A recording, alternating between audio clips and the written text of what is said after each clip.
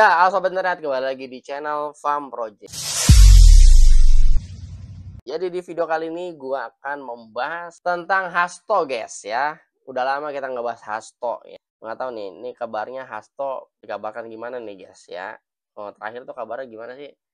Dia akhirnya lolos dari pra peradilan. Akhirnya karena ada beberapa saksi yang nggak hadir katanya, jadi dilolos. Nah, pokoknya kemarin Jumat 14 Februari kata juru bicara KPK Tessa Mardika itu bahwasanya Hasto nih kalah guys di pra peradilan. Tuh, Hasto dipastikan segera akan ditahan. Semoga aja guys ya. Jadi nasibnya partai PDIP ini ya udah bisa dibilang udah di ujung tanduk lah.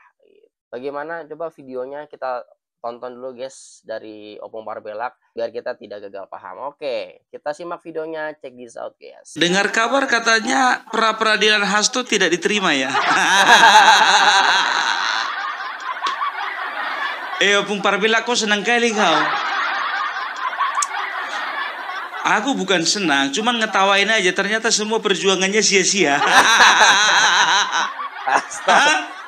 Udahlah bawa masa, pengacara profesional, tapi gagal. Kurang banyak tuh, tapi katanya ada 1000 pengacara. Tahu kayak gitu kemarin itu nggak usah pala peradilan kan? Tunggu aja persidangan, kenapa rupanya nunggu pra peradilan, rupanya hasilnya zong. Dan mereka katakan, ya dari pihak kuasa hukum Hasto mengatakan bahwasanya putusan dari hakim itu dari Pengadilan Negeri Jakarta Selatan itu putusan dangkal. Waduh. Karena nggak sesuai sama hatinya dibilanglah putusan dangkal. Aduh, tapi sebelum masuk kita kasih Hasto, ya aku mau kasih tahu sama kalian, Opung Parbelak ada channel satu lagi, tapi tidak ada sangkut dengan politik, ya. Jadi namanya Opung Parbelak Story, ya. Jadi Opung Parbelak Story di situ, ya ada cerita tentang masa lalu, nostalgia, tapi semuanya dikemas dengan lucu. Mengenai negara, mengenai rumah tangga orang lain. Gosip-gosip. Ya, jangan sampai lupa ya. Jangan sampai lupa. Ya iya dong, tonton kalian. Setelah itu subscribe ya kan. Ada masalah rupanya kalau misalnya subscribe. Ya hitung-hitung kalian itu kalian itu menghargai apa yang sudah Opung lakukan selama ini gitu loh. Mantap. Enggak sih, mana tahu kalian suntuk, ya kan? Cuman mengamati masalah politik di Indonesia ini. Ini ada cerita-cerita humor yang berkaitan dengan kehidupan sehari-hari. Pokoknya kalian yang nonton semuanya ini jangan sampai lupa ditonton, di like, di subscribe, oke? Siap, Opung. Ya cuman ini aja permintaanku dari kemarin-kemarin kan. Aku enggak pernah minta apa-apa kan. Oke, mari kita kembali ke si Hasto. Jadi kalau sudah berbicara tentang putusan pengadilan, apalagi ini pra peradilan, ya. Jadi putusan yang dikeluarkan itu adalah putusan tak diterima, ya. Jadi beda itu tidak diterima dengan ditolak. Ya, kalau kita menganggapnya itu putusannya itu sama gitu kan. Ternyata ada beberapa perbedaan dan juga efeknya ada beberapa juga, ya. Ada perbedaan juga dalam efeknya. Jadi kalau untuk putusan tidak diterima, ya, itu kalau menurut dari hasil persidangan bahwasanya pengajuannya pra peradilannya si Hasto ini cacat formil. Makanya nggak diterima. Cacat formil.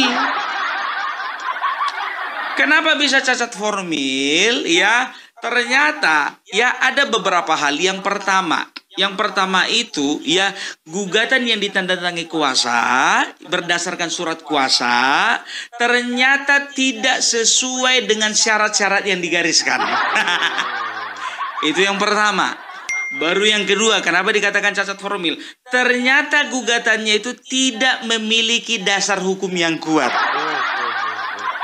Biar tahu kalian, kenapa nggak diterima, kan begitu. Yang ketiga, ternyata gugatan-gugatan dari timnya Hasto itu dinilai melanggar yurisdiksi. Ya, jadi apa mau dibilang lagi cacat formal, Pak?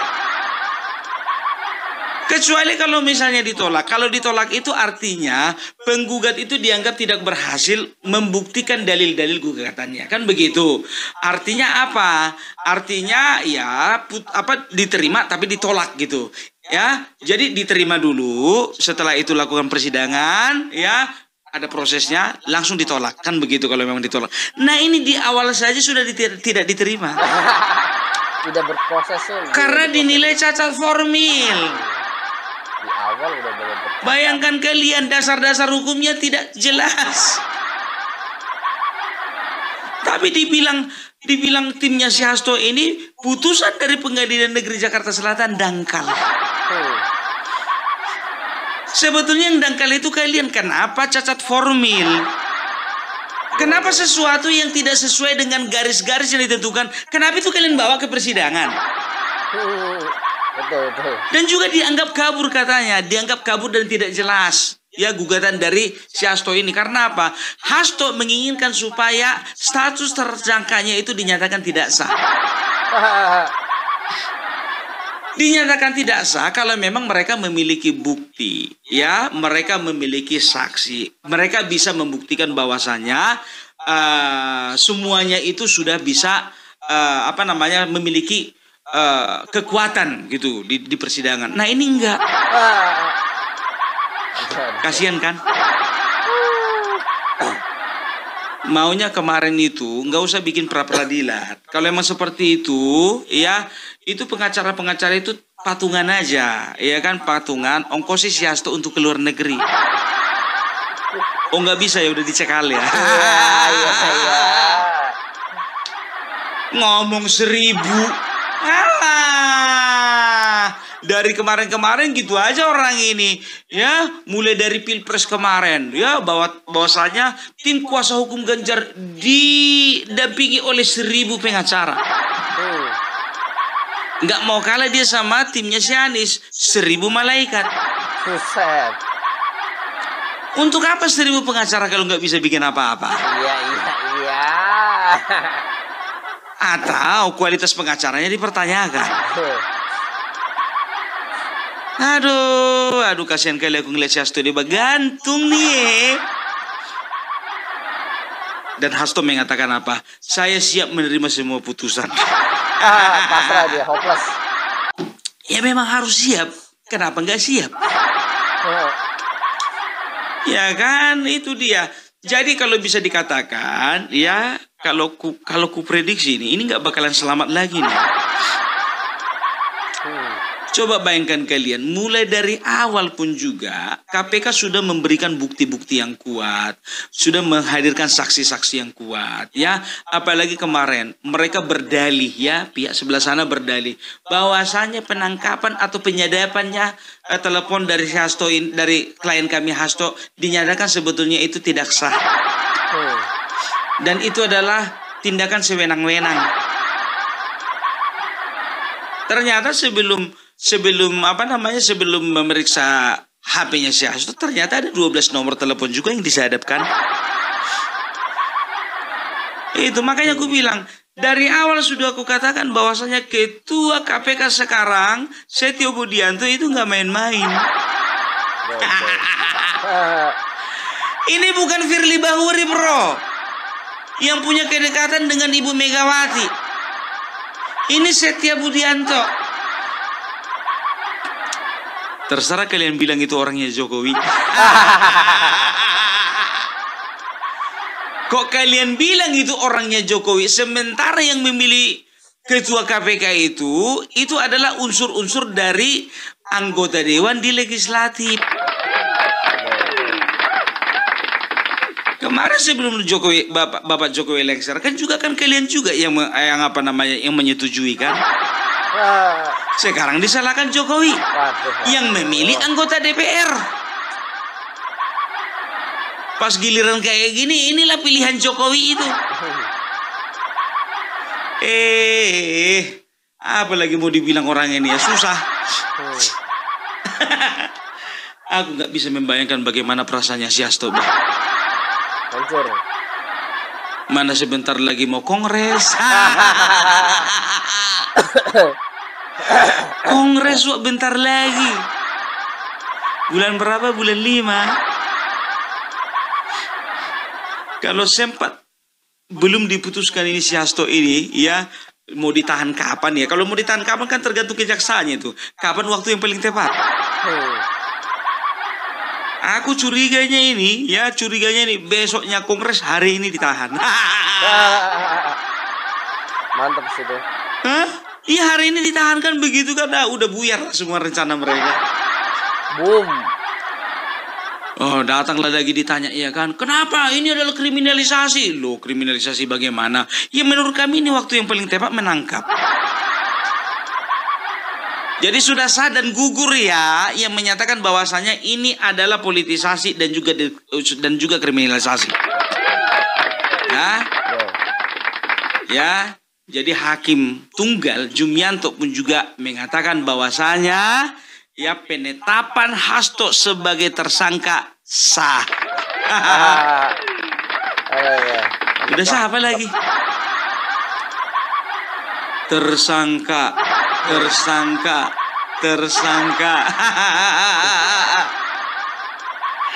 Aduh, itulah Bapak Prabowo. Ini harusnya kalian salahkan Bapak Prabowo. Bilang maunya, Bapak Prabowo kenapa sih nggak mau menjumpai kami? Rugi. Ya, Bapak Prabowo tidak mau reputasinya rusak cuman gara-gara menjumpai PDIP oleh karena PDIP sedang tersangkut paut masalahnya. Ya, ini Hasto, EKTP belum lagi. Jadi jangan pernah kalian itu menganggap ya apa yang dilakukan Bapak Prabowo itu adalah sesuatu yang cacat. Ya, kenapa aku bilang begitu? Ya, karena Bapak Prabowo tidak mau menjumpai kalian. Kalian katakanlah bahwasanya Bapak Prabowo dicawe-cawein Bapak Jokowi. Sedangkan Bapak Jokowi nggak punya jabatan struktural di dalam negara. Tapi kalau masalah urusan pribadi itu urusannya. Ternyata nasi goreng nggak mampu ya untuk membuat kalian bertemu. Dicoba nasi goreng nggak mempan. Dicoba lagi pakai minyak urut nggak juga. Harusnya begini loh, ya harusnya walaupun Bapak Prabowo tidak mau berjumpa dengan kalian, harusnya kalian pengurus-pengurus partai itu, kalian datang menjumpai pengurus-pengurus dari Partai Gerindra. Kalian diskusi, kalian yang merendahkan hati, dan kalianlah yang harusnya meringankan langkah menuju ke kantor Gerindra. Bukan kalian nunggu-nunggu respon dari Bapak Prabowo. Enak aja. Iya kan? Sementara action dari kalian nggak ada. Maunya kalian Bapak Prabowo yang menghubungi kalian. Nggak sempat lah, nggak. Udah lari, nggak masuk itu kali-kalinya. Iya kan? Itu dia. Ya, jadi bisa dikatakan bahwasanya ini juga andil dari Bapak Prabowo. Bapak Prabowo mengatakan apapun kasusnya, siapapun yang melakukan korupsi, semua lembaga-lembaga yang terkait di dalam penegakan hukum harus bekerja ekstra. Dari situ saja pun kita sudah melihat bahwasanya Bapak Prabowo untuk sementara tidak bisa dulu didekati karena apa? PDIP masih tersangkut paut masalah dengan korupsi. Iyalah. Iya kan? Sudah jelas pengadilan mengatakan bahwasanya penetapan Hasto sebagai tersangka oleh karena beberapa alat bukti dan juga saksi dinyatakan sah. Kan begitu. Kenapa kalian ngotot tidak sah? Jadi repot orang kalian bikin. Iya kan? Ya coba bayangkan kalian ya.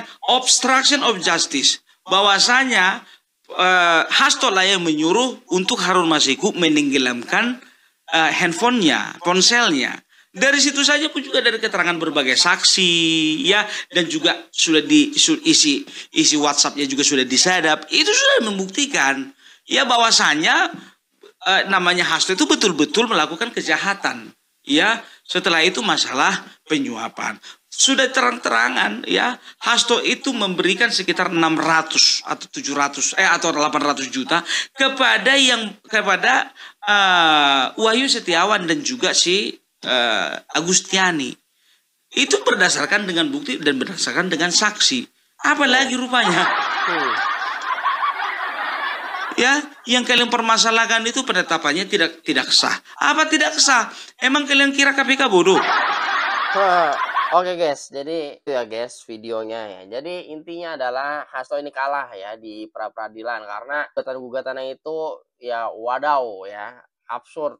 Jadi hakim tidak sah lah gitu. Gugatannya tuh banyak yang nilai ya tidak sesuai gitu. Akhirnya kalah ya. Semoga dia langsung, pasti ini dia akan segera ditahan guys di KPK. Kita lihat aja ntar, kita kawal terus ya kasus Hasto ini ya, untuk dia bener-bener pakai rompi oranye ya, dan apalagi kalau misalnya alat buktinya sudah bener-bener lengkap ini udah pertanda lampu hijau ya, green light untuk si Hasto masuk dijeblosan ke KPK, ke penjara gitu. Oke, ya guys, video dari gua. Terima kasih udah nonton ya. Jangan lupa guys ditonton videonya, di subscribe ya. See you the next on video. Bye bye.